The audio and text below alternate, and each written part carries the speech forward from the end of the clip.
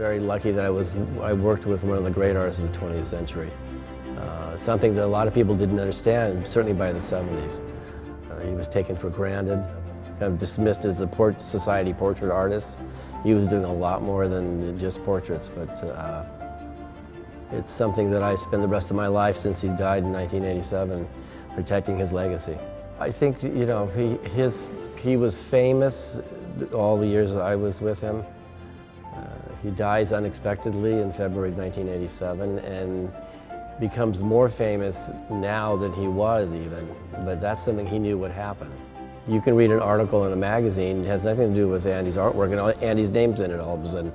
He was very selective in imagery that he picked to paint, and a lot of it stands the test of time. Death was abstract to Andy. It was the thing that he was never really articulate about, except through his paintings. So you have the disaster paintings are one of the most powerful groups of a series that were done in the 60s.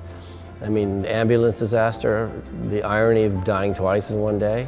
The electric chair is still provocative to this day, and it still terrifies people.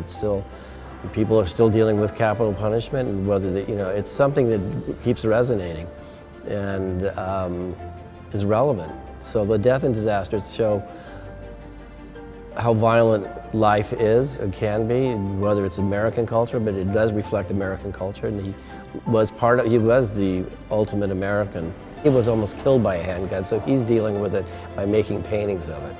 So it's a very strong image, and it's something that resonates. Again, I mean, guns are still controversial, they continue to be controversial.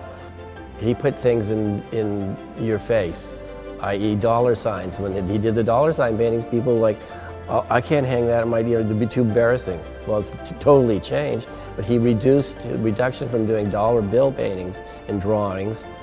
He goes to the symbol, which everybody knows, and he did interpretations of the dollar sign. That changed. The same thing with guns. It's changed, but he's showing you what life is. So it's not preachy, it's not judgmental, it's what it is, and this is how he's dealing with it. Visionary artists people are always catching up with them.